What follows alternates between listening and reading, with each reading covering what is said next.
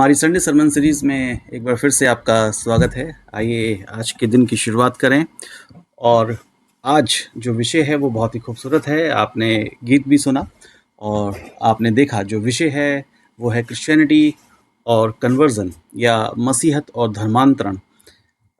ये बड़ा ही गंभीर विषय है और क्रिश्चियनिटी के लिए खासकर मसीहों के लिए जो एक सबसे बड़ा इल्ज़ाम है जो उन पे हमेशा लगाया जाता है वो है धर्मांतरण का। और कई बार ऐसी बातें बोली जाती हैं, कही जाती हैं कि साहब लालच दे के लोगों को मसीहत में लाया जाता है। यहाँ तक भी कुछ लोग मजाक बनाते हैं कि लोग 2 बोरी चावल के लिए दूसरे धर्म में चले जाते हैं। लेकिन क्या सच्चाई यही है? क्या वास्तव में ऐसा ही है कि लोग सिर्फ 2 बोरी चावल या आटे के लिए अपने धर्म और अपने विश्वास को छोड़कर किसी और धर्म और विश्वास के पीछे चले जाएं? ऐसा क्या है जो मिलता है लोगों को यीशु मसीह के पीछे चलने से? क्या बात है कि लगातार दुनिया में प्रभु यीशु मसीह के मानने वालों की संख्या डे बाय डे लगातार बढ़ती चली जा रही है? क्या सिर्फ लालच से या कुछ देकर ही ये संभव है? पर अजीज़ों, आज जो विषय मैं आपके सामने लेके आया हूँ कि वास्तव में जो धर्मांतरण है, वास्तव में जो लोग प्रभु यीशु मसीह के पीछे चलने का निर्णय लेते हैं, धर्मांतरण के लिए उससे कहीं ज़्यादा अच्छा शब्द ये है कि जब अपने जीवन में लोग ये डिसाइड कर लेते हैं कि अब वो सब कुछ छोड़ छाड़ के सिर्फ प्रभु यीशु मसीह के पीछे चलेंगे, तो उसके लिए उन्हें क्या मिलता है? कुछ मिलता भी है या ये सिर्फ इल्ज़ाम है या कुछ भी नहीं मिलता? क्योंकि किसको कहाँ तक, कब तक और क्या-क्या दिया जाए और देकर किसी को प्रभु यीशु मसीह के पीछे चलाया जाए, तो ये संभव नहीं है। और अगर आप बाइबल में देखें तो सच्चाई इससे कहीं विपरीत है। अगर आप प्रभु यीशु मसीह की बात करें, तो प्रभु यीशु मसीह ने भी बताया था कि उनके पीछे आने की एक कीमत है और वो कीमत ऐसी है जो आपको नहीं दी जाएगी। वो कीमत ऐसी है जो प्रभु यीशु मसीह के पीछे चलना चाहता है, उसे ही वो कीमत चुकानी पड़ेगी और वो कीमत मामूली नहीं है। आज इसी विषय को हम देखने की कोशिश करेंगे कि जो इल्ज़ाम लगाए जाते हैं, क्या वैसा ही है या हकीकत और सच्चाई इससे कहीं परे हटकर है। तो मेहरबानी से आज निकाल लीजिए हमारे साथ नए नियम से संत लूका रचित सुसमाचार उसका अध्याय 9 और सिर्फ एक पद लेंगे और वहाँ पे जो चीज़ें हैं उन्हें देखने की कोशिश करेंगे और पद संख्या है 23। यहाँ पे ऐसा लिखा हुआ है, उसने सबसे कहा। किससे? जो उसके साथ थे, जो उसके आसपास थे, जो उसके पीछे चल रहे थे और जितने लोग उसे सुन रहे थे और जितने लोग आज दुनिया में इस वचन के द्वारा उसे सुन रहे हैं, उन सब से प्रभु यीशु मसीह ने कहा। क्या कहा? यदि कोई मेरे पीछे आना चाहे तो अपने आप से इनकार करे, प्रतिदिन अपना क्रूस उठाए और मेरे पीछे हो ले। जैसा कि मैंने आपसे शुरू में ही कहा कि ये इल्ज़ाम लगाया जाता है मसीहत पे कि धर्मांतरण किया जाता है और एक आज की डेट में तो बहुत ही आसान एक टूल है, एक ज़रिया है जिसके ज़रिए से मसीही लोगों को टारगेट किया जाता है। तो मैं ये कहना चाहता हूँ कि ये बहुत ज़्यादा परेशान होने की ज़रूरत नहीं है, क्योंकि जिन लोगों को आप समझते हैं कि वो चले गए या जिन लोगों के लिए आप सोचते हैं कि वो यीशु मसीह के पीछे चलने लगे, तो जो लोग आज दुनिया में कर रहे हैं, तो वो भी वो कीमत नहीं है जो प्रभु यीशु मसीह को चाहिए उनका शिष्य बनने के लिए या उनके पीछे चलने के लिए या उन्हें मानने के लिए। लोग सोचते हैं कि बैप्टिज़्म हो गया, तो आप मसीही बन गए। लोग सोचते हैं कि आपने किसी चर्च की मेंबरशिप ले ली, तो आप मसीही हो गए। लेकिन बाइबल और प्रभु यीशु मसीह की शिक्षा इसके बिल्कुल विपरीत है। जो अभी मैंने आपके सामने पढ़ा उसमें कहीं नहीं लिखा कि आप बपतिस्मा लेके या किसी चर्च की पर्टिकुलर चर्च की मेंबरशिप लेके या किसी लोभ या लालच में आप यीशु मसीह के पीछे चलें। हाँ, यहाँ पे यीशु मसीह हर उस व्यक्ति से कीमत की मांग करते हैं जो उसके पीछे चलने के लिए चुकानी पड़ेगी। तो जो सबसे पहली कीमत है वो यहीं पे, इनको 3 हिस्से में बाँट सकते हैं। सबसे पहली जो कीमत है जो चुकानी पड़ती है वो ये है कि ये चीज़ें कंडीशनल हैं। यदि, है ना? यदि कोई मेरे पीछे आना जाए, किसी को भी पीछे आने की ज़रूरत नहीं है, ये सबके लिए नहीं है। कहा सबसे गया, लेकिन उसमें भी जो यीशु मसीह के पीछे आना चाहे, उसे सबसे पहले क्या करना पड़ेगा? उसे अपने आप का इनकार करना पड़ेगा। अब आप बोलेंगे ये कैसे किया जाए? अपने आप का इनकार कैसे किया जाए? ये तो बड़ा मुश्किल सा काम है। चलिए समझने की कोशिश करते हैं सरल शब्दों से लेके थोड़ा गंभीरता तक। अगर मैं बोलूँ कि मैं, जैसे मेरा नाम हेनरी है, तो मैं हेनरी नहीं हूँ, तो फिर कोई और होऊँगा, हेनरी नहीं हूँ तो। तो लेकिन अगर जानते हैं लोग कि मैं हेनरी हूँ, तो मैं अपने आप का या अपने नाम का इनकार नहीं कर सकता। और अगर मैं ये बोलूँ कि मैं ही नहीं हूँ, तो ये भी संभव नहीं है ना? क्योंकि कोई तो है जो बोल रहा है, और ये फिलोसॉफिकल थॉट है कि जिसमें अगर आप जानबूझकर भी अपने आप का इनकार करना चाहें और आप ये बोलें कि आप नहीं है, मतलब जो आपका आत्मिक स्वरूप है या जो भी आपका अस्तित्व है वो नहीं है, फिर भी आपके नहीं बोलने में भी प्रकट हो रहा है कि आप हैं। तो अब ये जो अपने आप का इनकार करना है, जो पहली कीमत है यीशु मसीह के पीछे चलने के लिए चुकानी पड़ती है, वो कैसे करें? अब कई एक जगहों पे या कई जीवन में बहुत से लोग हैं जो सोचते हैं कि अपने आप का इनकार करने का मतलब है कि वो कुछ खाने-पीने की चीज़ों को छोड़ दें। वो कुछ जीवन में कठिन रास्ते को अपनाएँ, है ना? और कुछ मुश्किल तरीके से अपने जीवन को जिएँ, तो शायद वो अपने आप का इनकार कर रहे हैं। जी हाँ, ये हो सकता है कि बहुत सी चीज़ों के लिए जो हमारी इच्छा है या जो हम चाहते हैं वो हम ना करें, पर जो प्रभु यीशु मसीह की डिमांड है, जो प्रभु यीशु मसीह की जो कॉस्ट है उसके पीछे चलने के लिए, वो इससे कहीं बढ़कर है। अपने आप के इनकार करने का मतलब है कि आप और आपकी ख्वाहिशें, आपकी इच्छाएँ कुछ भी नहीं है। आपके जीवन में सर्वोपरि है प्रभु यीशु मसीह की इच्छा और प्रभु यीशु मसीह के साथ चलना। कैसे होगा ये? हमारे देश में बड़ा ही फ़ेमस गाना है ये, और पूरी दुनिया में तो आप जानते हैं बहुत फ़ेमस है, और ये हमारे भारत देश की देन है। विशेषकर जो हमारा जो नॉर्थ ईस्ट है, वहाँ पे जब 150 साल पहले मिशनरी आए, तो जो मेरे ख़्याल से जो गारो जो जनजाति है, उनके बीच में जब काम किया गया, तो एक परिवार, पति-पत्नी और बच्चे, वो प्रभु यीशु मसीह पे विश्वास लाए। और उन्होंने प्रभु यीशु मसीह के पीछे चलने का निर्णय किया, और उस व्यक्ति के जो अंतिम शब्द हैं, उससे ये गाना बना है। आपने स्टार्टिंग में सुना था वो गाना, यीशु के पीछे मैं चलने लगा, I have decided to follow Jesus. तो यहाँ पे हम बात करेंगे कि यीशु मसीह के पीछे चलने के लिए या प्रभु यीशु मसीह के साथ चलने के लिए आपको अपने आप का इनकार करना पड़ेगा। तो कहते हैं ये जो व्यक्ति था, नॉर्सन शायद इसका नाम था, तो उससे गांव के मुखिया ने सारे लोगों को इकट्ठा करा और उससे कहा कि आप ये जो विश्वास करते हैं उसका आप इनकार करिए, नहीं तो आपकी आंखों के सामने आपके बच्चों को मार दिया जाएगा। तो पहली लाइन जो इस गाने की है, जो नॉर्सन कहते हैं कि I have decided to follow Jesus, मैं प्रभु यीशु मसीह के पीछे चलने का निर्णय कर चुका हूँ, या यीशु के पीछे मैं चलने लगा, मैं नहीं लौटूंगा। और इसके बाद उनके इशारे पे उनके दोनों बच्चों को उनकी आंखों के सामने मार दिया जाता है। उसके बाद फिर उनसे पूछा जाता है कि अगर अब भी आप प्रभु यीशु मसीह का इनकार नहीं करेंगे, तो आपकी पत्नी को भी इसी तरह मार दिया जाएगा। और फिर अगली लाइन जो है वो कहते हैं कि चाहे कोई मेरे साथ ना आए, तब भी मैं नहीं लौटूंगा। और उनकी आंखों के सामने ही उनकी पत्नी को भी मार दिया जाता है। तीसरी बार उनको फिर मौका दिया कि तुम्हें आखिरी मौका दिया जा रहा है, और अब भी अगर तुमने प्रभु यीशु मसीह को नहीं छोड़ा, उनके पीछे चलना नहीं छोड़ा, तो तुम्हें भी मार दिया जाएगा। तब वो आखिरी लाइन कहते हैं कि संसार को छोड़कर, क्रूस को लेकर मैं नहीं लौटूंगा, नहीं लौटूंगा।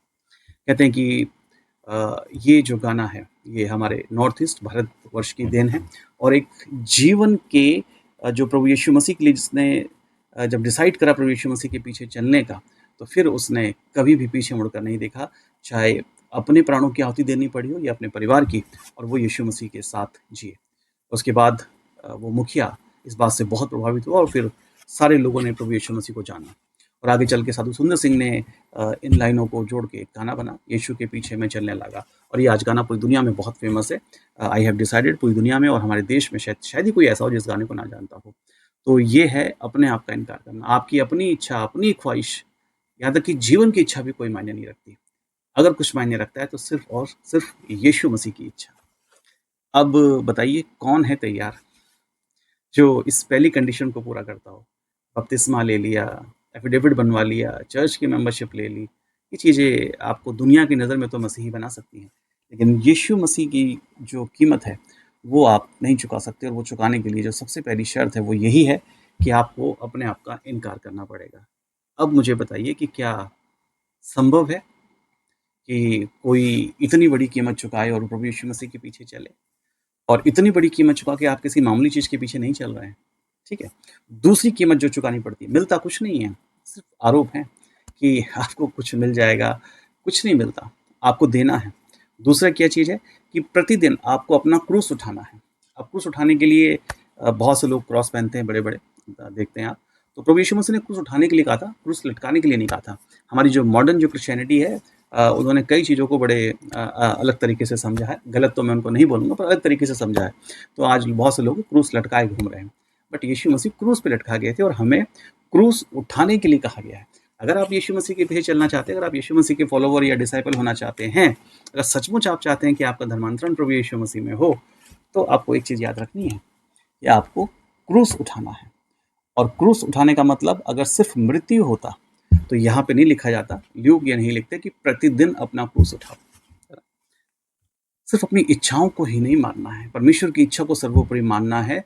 और बहुत सी ऐसी चीज़ें हैं, बहुत सी ऐसी ख्वाहिशें हैं, या कह लीजिए बहुत से ऐसे कष्ट हैं जो आपको प्रभु यीशु मसीह के साथ साथ चलते हुए उठाने पड़ेंगे। और तब भी अगर आप खुश हैं, आनंद प्रभु यीशु मसीह के पीछे चल रहे हैं, तो आप अपना क्रूस उठा रहे हैं, है ना। एक उदाहरण, जितने भी पादी साहब लोग हैं हमारे देश में, सबसे पहले टारगेट किया जाता है, सबसे पहले उठा के जेल में डाले, सबसे पहले झूठे मुकदमे लगाए जाते हैं। आप जानते हैं, कहा जाता है कि लालच देकर लोगों को प्रभु यीशु मसीह में लाया जाता है। ये जितने भी पूरे विदेशों का तो शायद क्या बोलूँ, लेकिन हमारे देश में जितने भी पासवान, जितने भी प्रभु के सेवक, एवेंजलिस्ट जो सेवा कर रहे हैं, वो बहुत कम पैसे में, उन्हें बहुत कम पैसे मिलते हैं।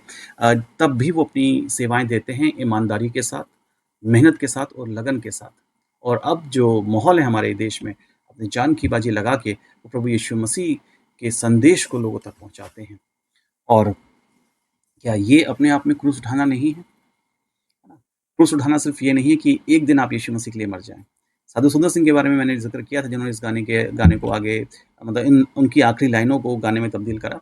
उन्हीं का कहना है कि यीशु मसीह के लिए मरना बहुत आसान है, लेकिन यीशु मसीह के लिए जीना बहुत मुश्किल है। और जीने का मतलब है कि प्रतिदिन क्रूस उठाना, है ना। आप बहुत काबिल हैं, आप बहुत पढ़े लिखे हैं, लेकिन आप प्रभु की सेवा में हैं, तो बहुत कम वेतन में आप अपनी सेवाएं दे रहे हैं। पूछिए उनसे जो मिशन के हॉस्पिटल्स में काम करते हैं, क्या मिलता है उन्हें वहाँ पे। उनसे पूछिए जो मिशन के स्कूलों में पढ़ाते हैं, कई बार उनको भी जो दूसरे स्कूल हैं कंपैरिजन में, उनके मुकाबले में बहुत कम भुगतान किया जाता है या बहुत सीमित सुविधाएं दी जाती हैं। उसके बाद भी वो सच्चाई, ईमानदारी और मेहनत से लोगों के जीवन में कह लें खुशहाली और आनंद ला रहे हैं, शिक्षा के द्वारा, अच्छी सेहत के द्वारा। तो ये लोग अपना क्रूस उठा रहे हैं। छोटी सी घटना मुझे याद आती है जो मैं आपके संग शेयर करना चाहता हूँ। कहते हैं कि एक बार एक पहाड़ी जगह पर एक बिशप साहब, जो जहाँ पे नन्स रहती हैं, वहाँ पे विजिट करने गए।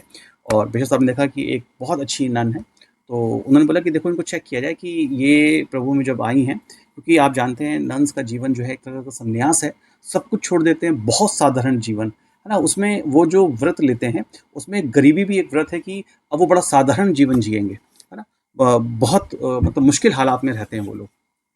मदर टेरेसा के बारे में भी आप जानते होंगे।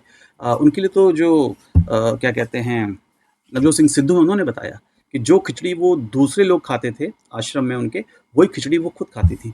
और इस तरह से वो अपना क्रूस उठाते हुए अपनी सेवा को चलाती थी। तो बात कर रहे थे हम उसकी, एक बिशप साहब की, जो एक जहाँ पे नन्स रहती हैं, वहाँ पे जाके एक कॉन्वेंट, वहाँ पे जाके वो विजिट करते हैं और एक नन को वो चेक करते हैं कि देखें कि कैसा है क्या है। तो उन्होंने नन से बातचीत करी और नन से बोला, एक खिड़की पहाड़ों की तरफ खुलती थी और पहाड़ों की चोटी के ऊपर एक बहुत शानदार घर था। तो बिशप साहब ने कहा कि क्या यहाँ के मुश्किल हालात, मुश्किल खाना, मुश्किल जीवन, बिजली भी शायद कई बार नहीं होती है, सारे काम खुद करने पड़ते हैं और बड़ा कठिन जीवन है। क्या कभी आपका मन नहीं करता कि आप भी एक बड़ा अच्छा जीवन जिए? और ये जिस तरह से आप यहाँ पे रह रहे हो, वो देखिए कितना शानदार घर है। क्या आपका मन नहीं करता कि आपके पास भी इतना शानदार घर हो और कितनी शान-ओ-शौकत से वहाँ पे लोग रहते हैं? तो क्या कभी आपके मन में ख़्याल नहीं आता कि आपके जीवन में ये सब चीज़ें हों? वो जो नन थी, वो मुस्कुराईं और उन्होंने बिशप साहब को जवाब दिया। तो उन्होंने बोला कि बिशप साहब, नहीं, मेरा मन नहीं करता। तो उन्होंने बोला, क्यों? कह रहे, बिशप साहब शायद आपको पता नहीं है, वो जो घर आप मुझे दिखा रहे हैं, वो शानदार बंगला जो आप मुझे दिखा रहे हैं, जहाँ पे बड़ी शान-ओ-शौकत और सारी ऐशो-आराम की चीज़ें हैं, वो मेरा ही था। मैं वो सब कुछ छोड़ के यीशु मसीह के पीछे आई हूँ। आप बताइए कौन तैयार है धर्मांतरण के लिए? कौन तैयार है ऐसे यीशु मसीह के पीछे चलने के लिए? जहाँ आप जानबूझ के कष्टों को अपनी तकदीर बना लें, जहाँ आप अ, अपने जीवन को मुश्किल से मुश्किल बनाते हुए दूसरों के जीवन को आसान कर सकें। आपने देखे हैं कॉन्वेंट्स जहाँ पे सिस्टर लोग आजीवन ब्रह्मचर्य का पालन करती हैं, बहुत साधारण सा जीवन जीती हैं, ताकि हमारे देश के बच्चे अच्छे से पढ़ लिख सकें और देश में सफल हो सकें और हमारा देश आगे बढ़ सके। क्या दिया जाए लोगों को कि यीशु मसीह के पीछे लाया जाए? कुछ नहीं। लोगों को ही कीमत चुकानी पड़ेगी और ये ऐसे लोग जो ये कीमत चुकाते हैं वो कोई मामूली लोग नहीं हैं। ये 2 बोरी चावल और आटा में बिकने वाले लोग नहीं हैं जो अपने दीन धर्म और अपने ईमान को गिरवी रख दें और किसी भी विश्वास को अपना लें, है ना? पहला, अपने आप का इनकार करने वाले लोग, ये पहली कीमतें चुकानी पड़ती है प्रभु यीशु मसीह का शिष्य बनने के लिए। और दूसरा, अपने आप का अपना क्रूस उठाना पड़ता है डेली, हर दिन। और तीसरा है कि उसके बाद लिखा हुआ है कि मेरे पीछे हो ले। यीशु मसीह के पीछे चलने का मतलब क्या है? जैसे कोई भी लीडर आगे चलता, लोग उसके पीछे भी चलते हैं क्या? वो नहीं। यीशु मसीह के पीछे चलने का बहुत सिंपल और साधारण सा मतलब है कि जैसा प्रभु यीशु मसीह का जीवन था वैसे ही हमारा जीवन होना चाहिए। यीशु मसीह जिस रास्ते पे चल रहे हैं वो रास्ता कलवरी क्रूस की तरफ जाता है, जहां उन्होंने संपूर्ण मानव जाति के छुटकारे के लिए, नॉट ओनली फॉर क्रिश्चियंस, पूरी मानव जाति के छुटकारे, कल्याण और उद्धार के लिए अपने प्राणों की आहुति दी। उसी रास्ते पे आपको भी चलना होगा, क्योंकि जो अगर आप जीना चाहते हैं, अगर आप बहुत चीज़ें पाना चाहते हैं, तो आप यीशु मसीह के योग्य नहीं हैं। वो इंसान जो सब कुछ छोड़कर यीशु मसीह के पीछे हो ले और चलते-चलते उस मकाम तक पहुँचे जहाँ मृत्यु आपका इंतज़ार कर रही है, वो यीशु मसीह का शिष्य हो सकता है। और ऐसे ही व्यक्ति को धर्मांतरित होने का अधिकार है कि वो प्रभु यीशु मसीह के पीछे चले। तो प्रभु यीशु मसीह का जीवन आप जानते हैं कि उन्होंने कुछ भी कभी भी अपने लिए नहीं करा। उनका संपूर्ण जीवन लोगों की सेवा के लिए था, लोगों के कल्याण के लिए था, लोगों की भलाई के लिए था, लोगों की चंगाई के लिए था, लोगों के छुटकारे के लिए था। इवन उन्होंने अपनी अंतिम सांसों में भी पूरी मानव जाति को उद्धार के लिए दे दिया। तो जो प्रभु यीशु मसीह के पीछे चलना चाहते हैं, उनका जीवन भी ऐसा ही त्याग का जीवन, तपस्या का जीवन और मृत्यु से ना डरने वाला जीवन होना चाहिए, है ना? आप बोलेंगे कि साहब ये बातें जो कही गई क्या प्रभु यीशु मसीह खुद भी करते थे? बिल्कुल करते थे। सबसे पहली बात उन्होंने बोली कि अपने आप का इनकार करें। जब यीशु मसीह कलवरी क्रूस की तरफ आगे बढ़ रहे थे, जब वो गतसमनी के बाग में प्रार्थना करते हैं, तो वो भी आगे की जो कष्ट और पीड़ा को देख के एक बार घबरा जाते हैं। तो वो प्रार्थना करते हैं कि अगर हो सके तो कटोरा मुझसे टल जाए। लेकिन फाइनली उनका जो जवाब है, वो ये है कि मेरी नहीं पर तेरी इच्छा पूरी हो। तभी वो कह सके कि अगर आप मेरे पीछे आना चाहते हैं तो अपने आप का इनकार करें, क्रूस उठाएं। यीशु मसीह ने क्रूस उठाया और उस मकाम तक पहुंचे जहां वो संपूर्ण मानव जाति के कल्याण के लिए काम कर सके। तो ये कीमत है जो चुकानी पड़ती है। मिलता तो कुछ भी नहीं है, सिर्फ इल्ज़ाम है कि मिलता है। अगर मिल रहा होता तो शायद क्रिश्चियनिटी आज वो मकाम हासिल ना करती जो उसने हासिल किया, क्योंकि देकर, लालच देके या किसी तरह का प्रलोभन देके आप बहुत ज़्यादा लोगों को वो नहीं कर सकते, है ना? ये लोगों का कह लीजिए कि आंतरिक परिवर्तन है, ये लोगों का मन परिवर्तन है, ये लोगों का जीवन परिवर्तन है, जिसे लोग धर्मांतरण की परिभाषा देते हैं। सच पूछिए तो वो मन का परिवर्तन है, वो जीवन और आचरण का परिवर्तन है और एक ऐसे जीवन को जीना जहाँ आप दूसरों के लिए प्रार्थना करते हैं, जो आपको सता रहे हैं, आप उनके लिए प्रार्थना करते हैं। आप उनके लिए अच्छा सोचते हैं, आप एक अच्छे जीवन की तरफ आगे बढ़ते हैं। और ये 3 चीज़ें या 3 कीमत जो प्रभु यीशु मसीह ने डिसाइड करी हैं, जब तक हम नहीं चुकाएँगे। दुनिया कुछ भी बोलती रहे, आप कुछ भी बोलते रहिए, अपना नाम जो मर्ज़ी रख लीजिए आप, है ना? लेकिन आप मसीही नहीं हो सकते, आप कन्वर्टेड नहीं हो सकते, है ना? आपने सिर्फ़ दूसरों को धोखा देने के लिए एक चोगा पहन लिया या आपने अपनी पहचान बदल ली, लेकिन नहीं। जब तक ये 3 चीज़ें आपके और मेरे जीवन में नहीं आएँगी, मैं और आप सच्चे मसीही नहीं बन सकेंगे, मैं और आप सही मायने में कन्वर्टेड नहीं होंगे।